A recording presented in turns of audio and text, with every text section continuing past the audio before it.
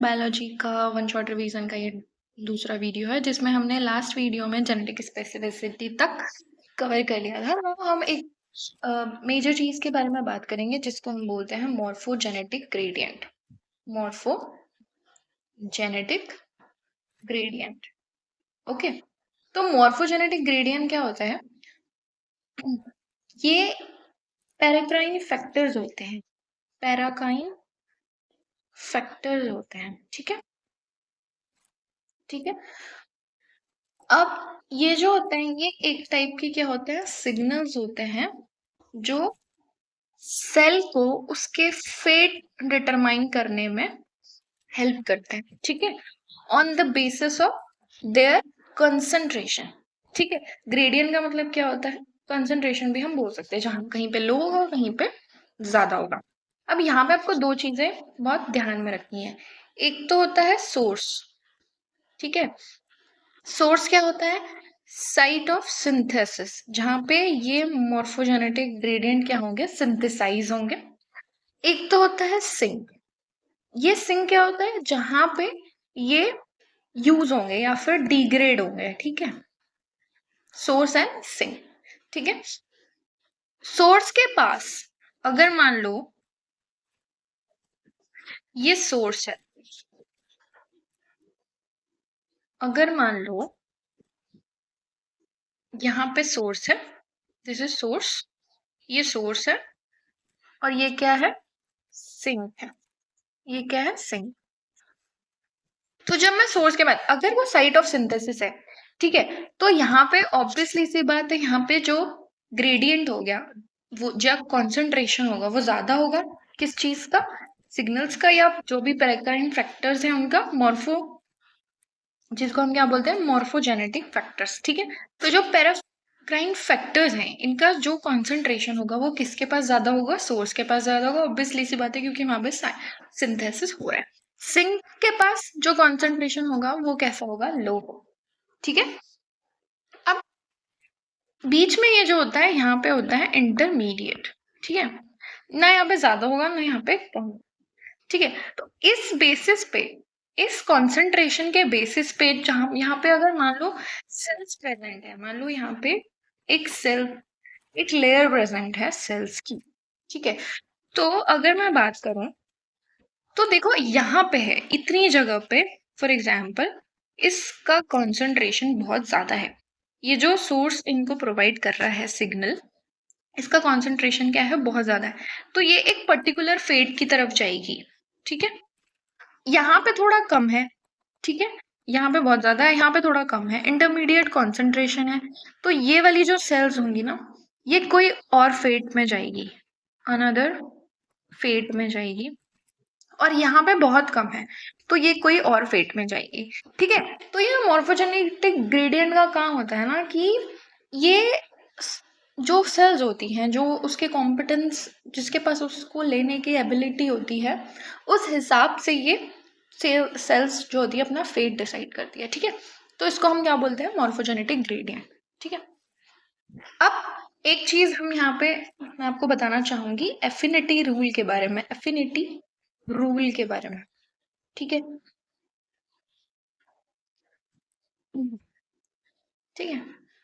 Sales, तो एक चीज याद रखना, cells requiring high morphogen concentration, low affinity for morphogen, ठीक है।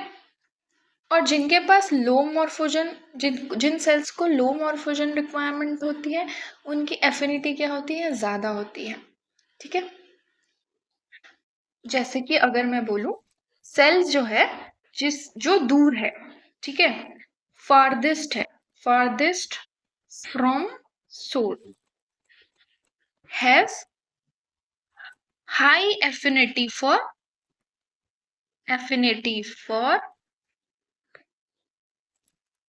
मॉर्फोजन, ठीक है, मॉर्फोजन। मतलब लो कंसंट्रेशन में भी वो सेल्स जो है उसको ले लेंगी, ठीक है। समझ में आया?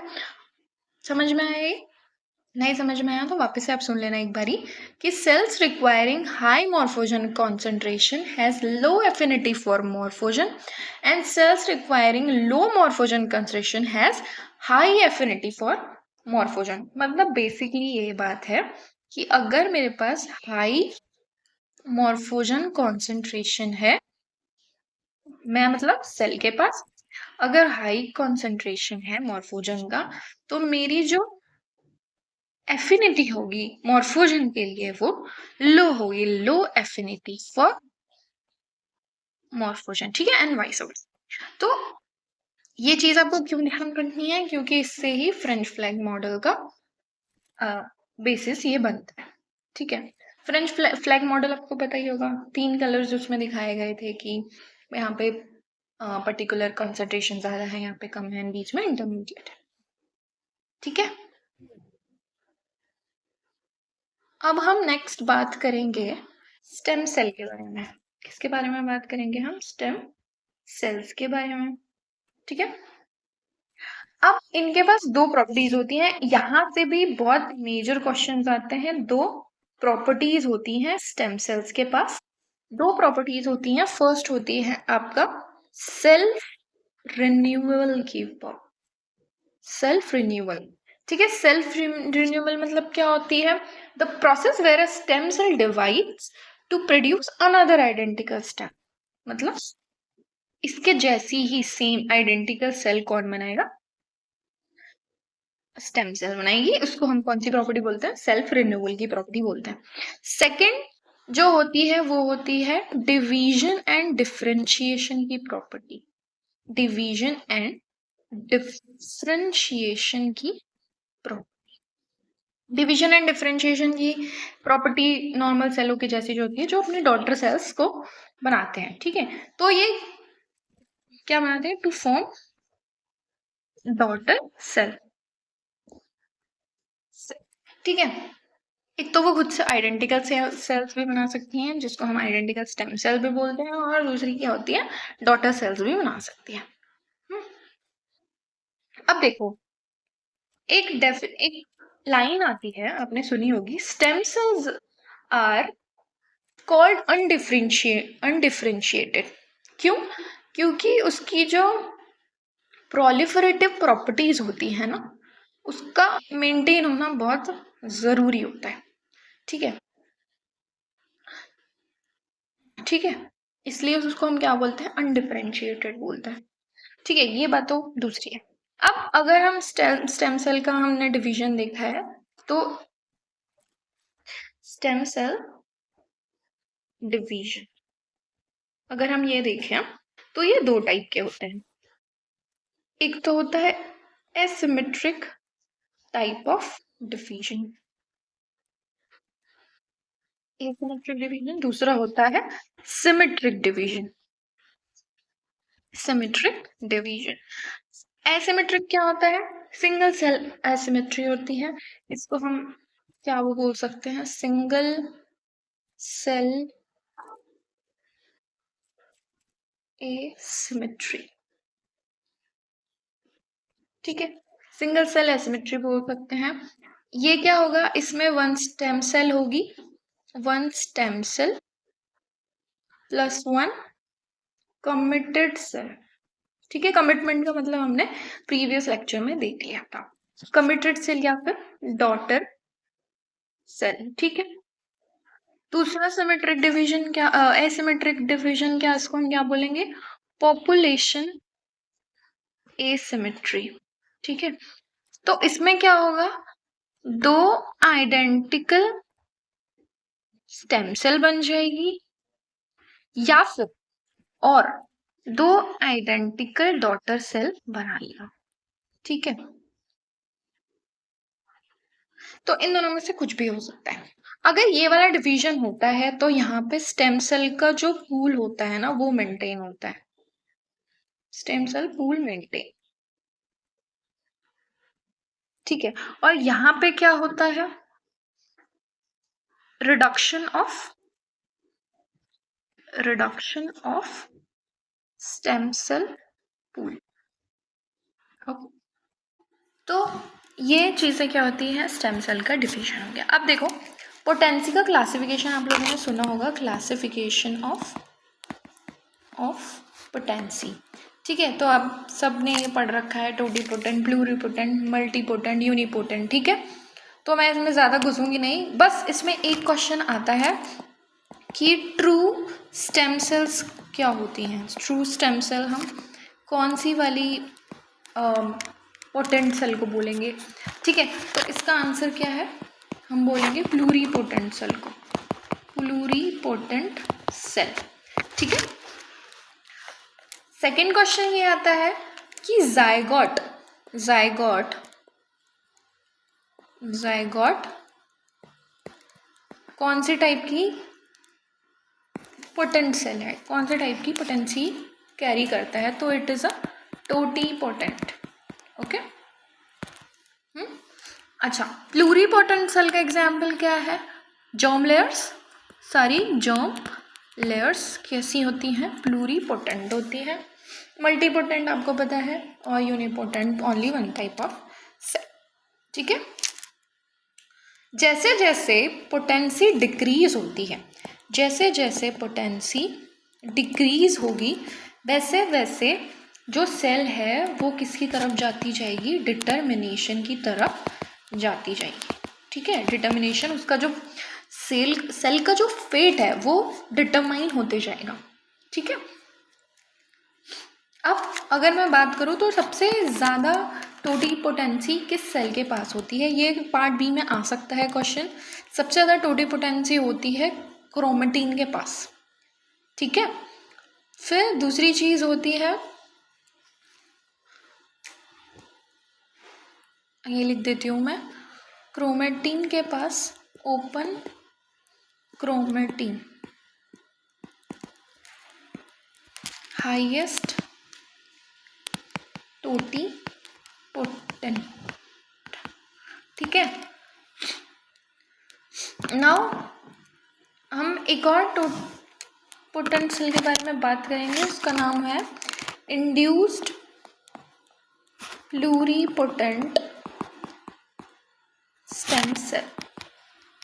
इंड्यूस्ड प्लूरीपोटेंट स्टेम सेल, जिसको हम क्या भी बोलते हैं, आईपीएससीज, आईपीएससीज। ठीक है, किसने डिस्कवर की थी, ताकीहाशी एंड यामानाका ने।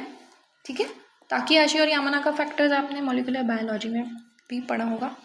तो यामानाका फैक्टर्स जिनको बोलते हैं वही क्या होती हैं, आईपीएससीज होती हैं। ठीक है, जिसका नाम क्या है, SOX2, OCT4, KLF4, CMYC। ठीक है, ये दोनों जो होते हैं, ये दोनों किसको एक्टिवेट करते हैं, नैनो को। किसको एक्टिवेट करेंगे, नैनो को एक्टिवेट करेंगे। ये किसको इंड्यूस करेंगे, ऑब्वियसली इंड्यूस प्लूरीपोटेंट सेल है तो ये किसको इंड्यूस करेंगे, प्लूरीपोटेंसी को इंड्यूस करेगा। और किसको ब्लॉक करेगा, डिफरेंशिएशन को ब्लॉक करेगा, डिफरेंशिएशन। ठीक है, ये क्या करती है, CMYC, ये करती है सेल डिवीजन को प्रमोट। सेल डिवीजन क्या होगा, इंक्रीज हो जाएगा। ठीक है, इसमें भी क्या होगा, प्लूरीपोटेंसी को इंक्रीज करेगी। ये किसको रोकेगा, एपोप्टोसिस को रोकता है। ठीक है, तो ये हमारी आईपीसीएससी होंगी। नेक्स्ट क्या होगा, स्टेम सेल का रेगुलेशन भी ज़रूरी है। तो रेगुलेशन ऑफ स्टेम सेल कैसे होगा, ये देखते हैं। स्टेम सेल का रेगुलेशन या फिर स्टेम सेल नीश करके एक टॉपिक है आपके सिलेबस में, वो इस पार्ट में आता है। ठीक है, तो स्टेम सेल जो होती है उसके सराउंडिंग में कुछ उसका ऑब्वियसली उसका एनवायरनमेंट होता है। ठीक है, जैसे ये स्टेम सेल है, इसके आउटसाइड का जो सराउंडिंग होगा वो क्या होगा, स्टेम सेल का नीश होगा। ठीक है, surrounding of the stem cell is called stem cell niche. अगर ये सेल इस नीश के अंदर है, ठीक है, इस नीश के अंदर है ना ये सेल, तो ये स्टेम सेल डिवाइड नहीं हो पाएगी, डिफ्रेंशिएट नहीं हो पाएगी। ठीक है, stem cell can not be differentiate. ये एक लाइन जो थी वो आई थी PYQ में भी, stem cell can not differentiate into its niche. ये याद रखना, ये बहुत इम्पोर्टेंट पॉइंट है, ठीक है। और जो स्टेम सेल नीश के सिग्नल्स हैं, ये इसको कौन से स्टेज में रखते हैं? प्रोलिफरेटिव स्टेज, प्रोलिफरेटिव स्टेज में। तो स्टेम सेल को प्रोलिफरेट करने के लिए कौन ज़रूरी है? स्टेम सेल नीश के सिग्नल्स ज़रूरी हैं, ठीक है। अब नीश सेल्स कैसे, ये भी ऑलरेडी यहाँ पे भी कुछ सेल्स ही होंगे, ठीक है। तो जो नीश सेल्स होती है ना, ये रेगुलेट होती है, niche cells regulates via extracellular signals,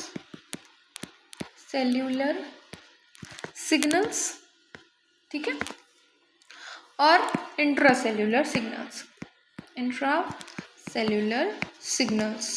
अब एक्स्ट्रा सेल्यूलर सिग्नल्स में कौन से आते हैं? Paracrine signal, ECM formation, autocrine endocrine system, है ना।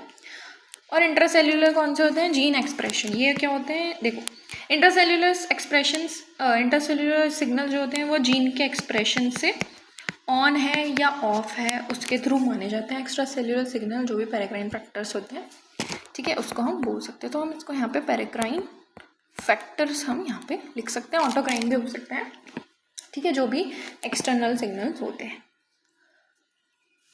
अब क्या होता है कि जब डॉटर सेल्स, जो डॉटर सेल होती है, देखो स्टेम सेल ने डिवाइड हुई, फॉर एग्जांपल ये एसिमेट्रिक था, डॉटर सेल बनाई और एक स्टेम सेल बनाई, ठीक है।